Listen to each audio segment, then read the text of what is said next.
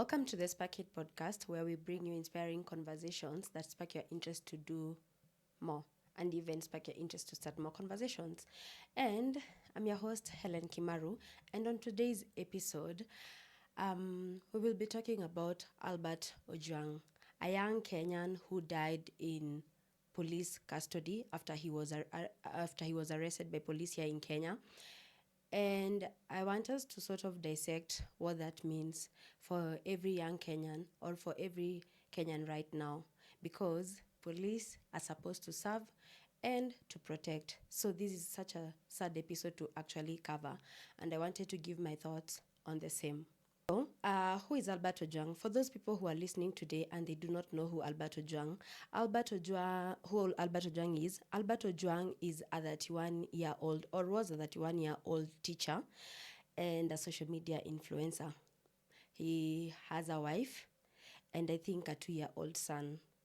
Albert Ojwang was actually ex-famous.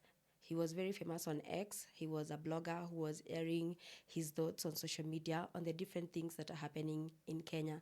Just like every young Kenya right now, and the fact that we have become very vocal about issues affecting us on a daily basis, and the fact that we are also demanding accountability, and the fact that we have always had this idea that freedom of expression is such a thing in Kenya. And now, every waking day, it kind of feels like freedom of expression might be a far-fetched idea at this particular time. So, as I said, Albert Ojwang was a 31-year-old teacher. He was teaching in Voi as a Kiswahili teacher, and he was arrested on Saturday in Homa Bay County by the DCI, which is the Directorate of Criminal Investigation here in Kenya. And he was accused of publishing false and defamatory content about the Kenya Police Service Deputy Inspector General, Eliud Lagat. He was arrested in Homa Bay, where he had gone to actually visit his family. And on Saturday in the afternoon, according to the news that we have right now, is when the DCI officers showed up at his home and arrested him. And when they did this arrest, the dad actually, they took him. And also the dad also, started his safari all the way from Homa Bay. So the controversial thing about this whole issue is that he was arrested in Homa Bay, but he was booked at a police station here in Nairobi, which is about more than 300 kilometers away. And that has also been one of the bone of contentions with Kenyans, because a lot of times if you are arrested in one particular location, you're going to be booked in that particular location, not ferried kilometers away to a different location. So when this happened, his father actually took the step of coming to Nairobi. And one of the clips I have watched online was the father had come to Nairobi with a title D, because Albert was arrested on a weekend. So if he was to appear in court, he would have appeared in court on a Monday. He was arrested on Saturday, which was on the 7th, so he would have appeared on the 9th in court to be maybe read his charges and, whatever happens in court and follow the due process. So his father actually carried his land title D, with the idea of, if maybe he goes to court, he will produce, and maybe they're asked to pay bail, he will produce the title D and guarantee bail for his son so that he can go home. But that never happened. Albert Ojwang died in police custody. The police are supposed to serve and to protect. And that's exactly, after that happened, everything became, people had questions.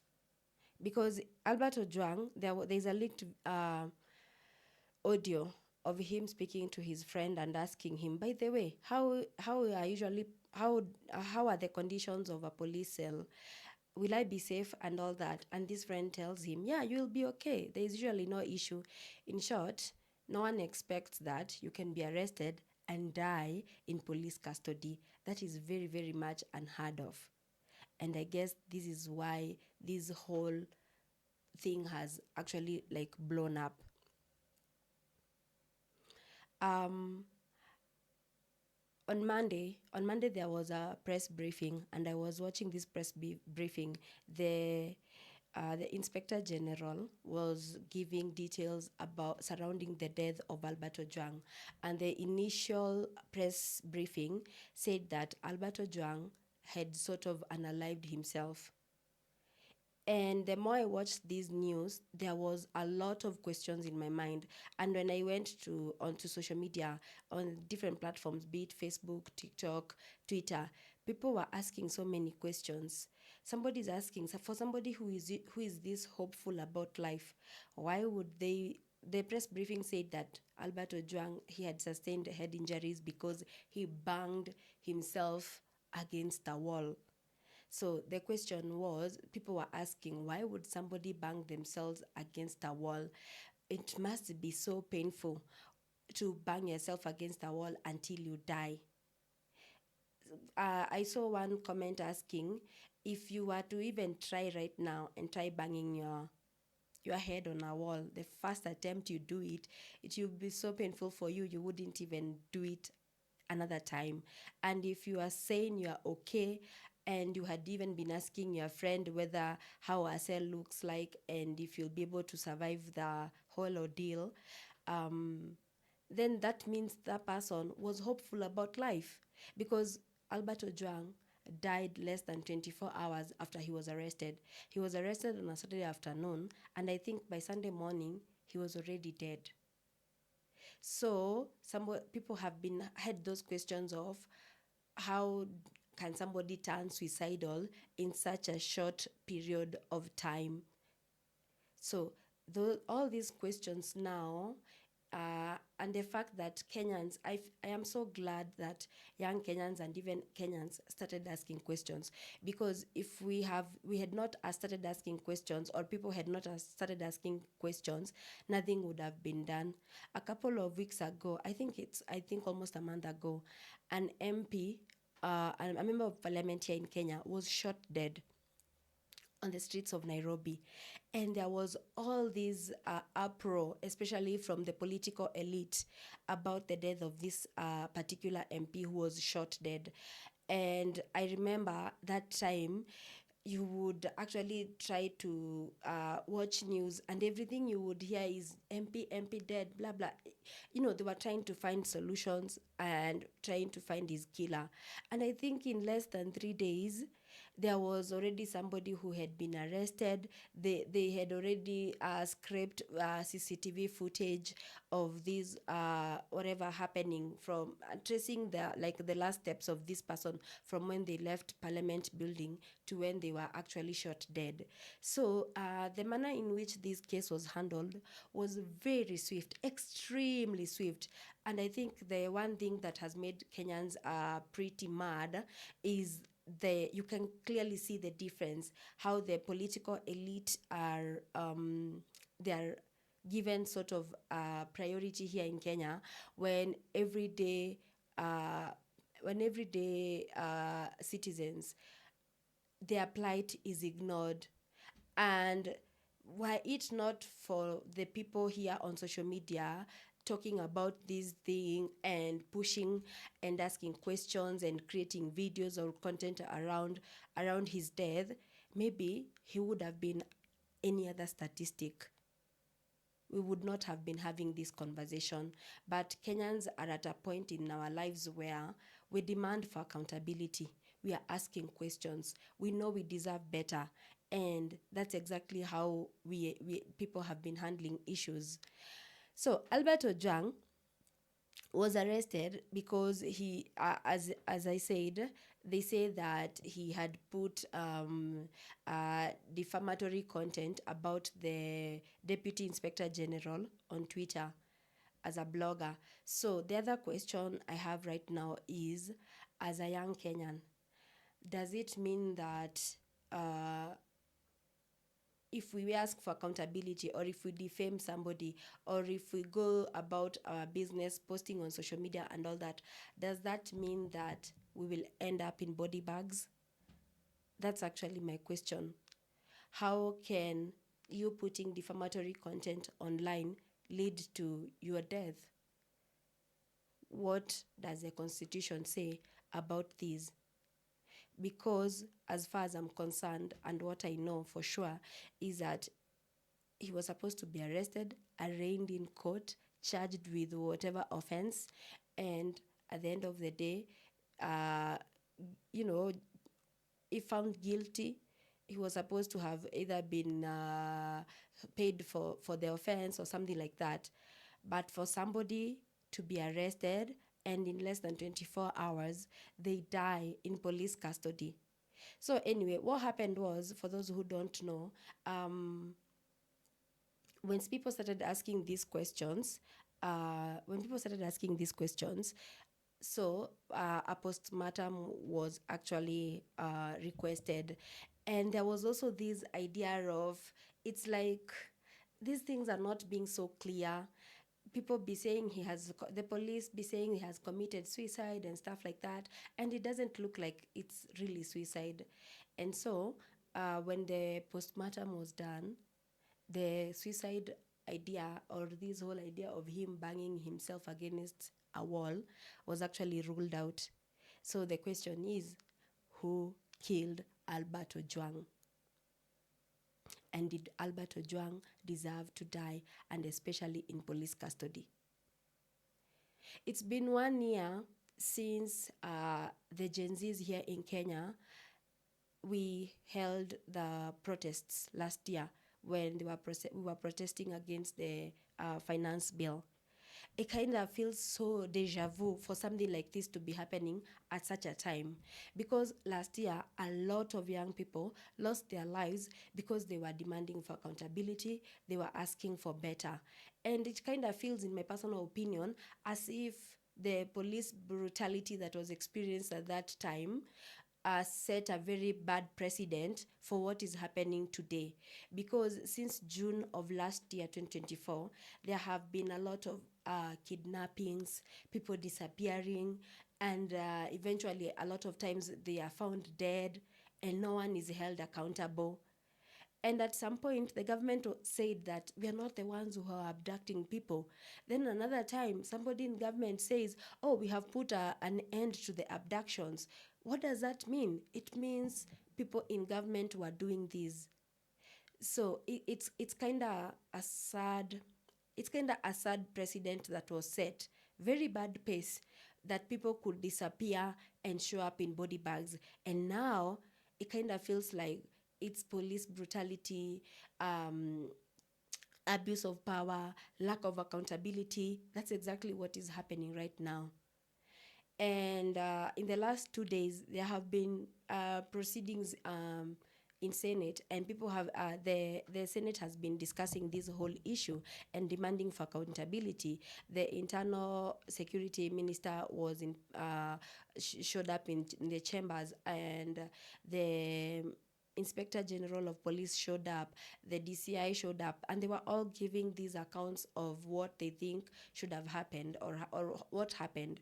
And in all this, as all this is happening, there is no CCTV footage to show what happened to Albert Ojwang. Albert Ojwang was placed in a cell alone. So no one can account in terms of if he had like inmates around him or cellmates. No one can give an account of what happened to him. It's only the police or the people who handled him know. And the fact that there is no CCTV footage, it becomes even more controversial. As I was listening to these proceedings, one of the ladies, I don't remember her name, she came and said that the CCTV was not plugged in. It was not on. So you wonder, was it deliberate? Was it a deliberate attempt to cover up for something that had already happened? And then today is Thursday, the 12th. In the morning, I woke up to the Star newspaper saying that Albert Ojwang was actually tortured in one of the biggest forests in the city, Karura Forest. He was tortured there, and then taken now to police custody before he was rushed to the hospital. So there's actually like so many accounts of what might have happened to Albert Ojwang. But the sad thing is that Albert Ojwang is no longer here. Albert Ojwang cannot tell us the truth. Albert Ojwang cannot speak for himself. Albert Ojwang had a family. Albert Ojwang was somebody's son. As a young person, even as I reflect on what has happened to this man, I feel sad because you kind of wonder, are you next? Are we next? Who is next?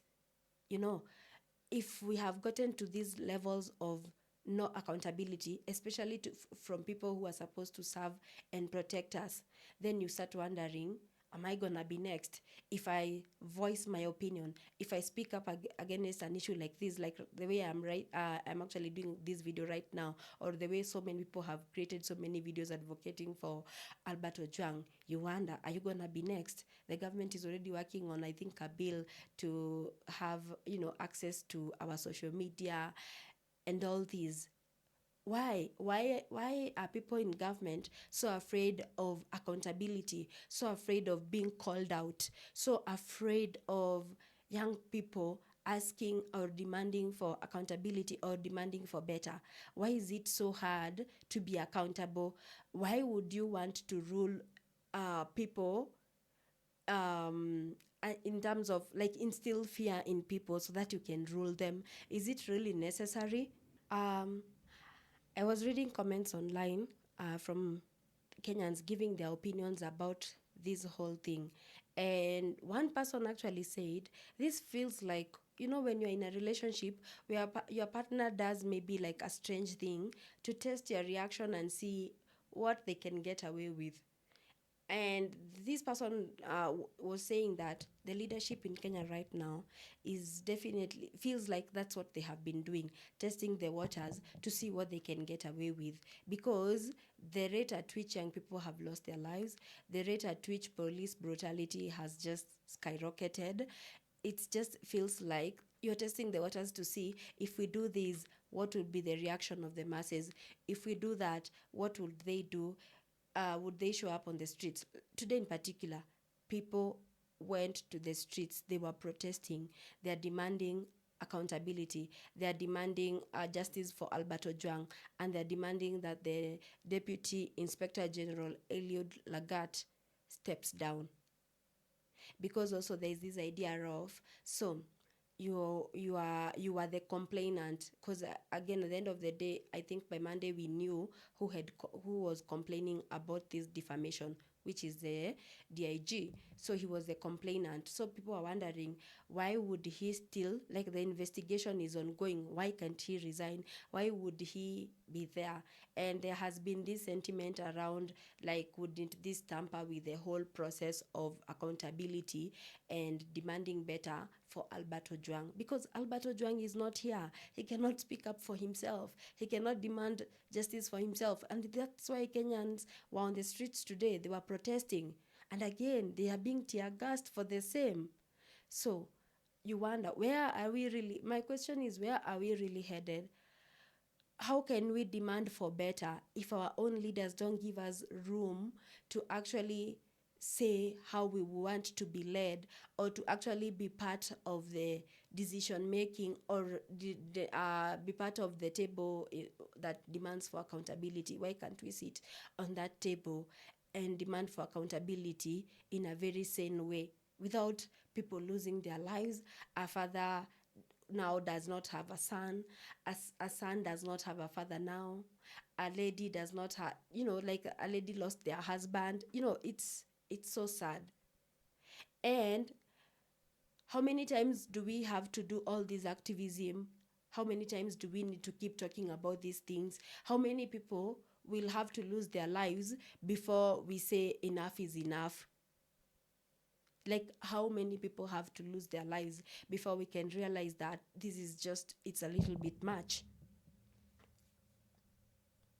And again, as I said, if it was not for people advocating for Albert, maybe we would not be having this conversation. Maybe his death would have also been just any other statistics. Freedom of speech in Kenya, Article 33. we are we are living in a time where it kind of feels like people are just they're just interpreting the constitution the way they want and how it works for them, and especially the people in leadership. So they interpret the constitution the way they want it to work for them, and then they use that to castigate young people from doing all these things. We demand for accountability. They're like, nah, mm-mm, you won't go through that. We try to say we want this or that. It doesn't happen because why? Somebody somewhere believes that they're not accountable to anyone. You shouldn't ask questions. Let me read for you some of the comments that I have come across online with regards to Albert Ojwang. But let me tell you, even before I do that, it's such a sad thing. I was actually reading somewhere, somebody in some poetry group, someone was saying that yesterday, I think when they were leaving work, they were kind of feeling unsafe. And then another one, who is also a poet, said that they are wondering, with all the work that they put out there, because they are poets are like activists. They put a lot of work out there that probably talk about the political elite not being accountable or stuff like that, or trying to call people out for the things that are happening out here. So they were wondering if they are really safe. Do they need to actually be, do they need to be afraid for their lives? Do they need to actually look back every time they are walking around and wondering if somebody is actually following them? So you see, I wonder, is that the kind of life they want us to live, where you have to be afraid to say what you think and stuff like that? What are the courts for? I defamed you. Take me to court. I'll serve my due process. If I need to pay you or I need to go to jail, let me go to jail. But it doesn't mean I should die. So I saw a video online just about this whole thing to do with Albert, and somebody was said, and whoever did it went home to meet his kids and wife and told them how he had a good day at work. Another one said, just a moment. Another one said, one day we shall wake up and redeem back our country. This is too much to handle anymore. Then another one quoted Albert's dad. Albert's dad in one of the interviews said, they killed my son and went home with milk and bread for their children. And then another one says, may his spirit haunt those responsible for his death. May they lack peace for the rest of their lives. May the tears of his dad don't go in vain. It's so painful. And then another one says, I will never vote in Kenya again. Then somebody replied to that one in particular. They said, that doesn't help. Just make a better choice no matter how unpopular it is. Yeah, by the way, honestly, with regards to voting, I think we really need better leadership. Even as citizens, as young people, honestly, I feel like uh we are part of the problem in one way or the other, because we our vote really counts, and we need to, in as much as we are demanding for accountability and good leadership and governance, I think also, even in the next election, we need to do better as people who have the ability to vote for the leaders that we want. And also, honestly, I also think that as young people, we need to take up leadership positions, because if we think we can do better and we know we can do better, then we need to put ourselves out there so that people can elect us and so that we can have that better leadership. Yeah. So, those are some of the comments. Then there's another one that says, the most painful part is that the dad had even carried title deed to come bail out his son, only to reach at Central Police Station and be told that his son is no more. Then, with regards to what I had talked about as initial press briefing, being that he had unalived himself, somebody says, there's no way this guy took his life. You can literally hear the fear he had about his life. He was murdered in the hands of the so-called police officers, whom could have protected him instead. Where did humanity go for real? This is so painful, considering he was also an only child. As I'm recording this, I was reading some statement that was released not long ago that one of the police officers has been arrested and will be charged with his murder. But I think I still there's there's this there's that feeling of, is that really the person who did this, or are there more people that were actually involved and one of them is the only one who is taking the fall for everyone else? What I know is that Albert deserved better, and his dad deserved better, his child deserved better, his wife deserved better, and we as Kenyans deserve better. We demand for accountability. And I don't think where we are headed now is a good space. And it kind of feels sad. Growing up, I would see the way some East African countries, you would hear a lot of stories and how maybe even people don't have freedom of expression and stuff like that. And it used to feel like one of those things that is so far-fetched until it happens to you, until it happens to you. And now you live in a state where you don't know, should I say what is on my mind or should I not, and stuff like that. It's really such a sad state of affairs, honestly. Justice for Albert Ojwang, honestly. Let us know your thoughts on our comment section, especially here, especially on YouTube and TikTok. Thank you for listening to this episode, on tuning in. It's been the Spark It podcast. If this podcast has inspired you to take action where there is injustice, do whatever it is that you can do to change a little corner of your world. Speak up. Don't be part of the problem. Speak up and demand for accountability regardless of where you are, whether in your community, in your country, at school, at work, because we deserve better and we need people to be accountable. Yes, subscribe to our YouTube channel, and thank you. Until the next episode, keep it at the Spark It podcast. Bye. For Albert Ojang. In the darkest of nights, I'm haunted. And now, in broad daylight, I have the same feeling. That feeling where the hair in your body stands still, the air is eerie, engulfed in sadness and a pain untold. A parent somewhere in Homa Bay will never live to see their son. See, we now try to have a good night's sleep, but we are haunted by the very shadows of bad decisions when we cannot speak up in peace, demand for accountability, or go through the due process. When those who are supposed to serve and protect become the very enemies of the people. When lies are peddled and a life undignified. When you live in fear of being next, wondering, is tomorrow gonna be my turn? Albert Ojang was and will always be someone's son. Albert Ojang can no longer speak up for himself. But Albert Ojang deserved better. Say his name, Albert Ojang. Justice for Albert Ojang.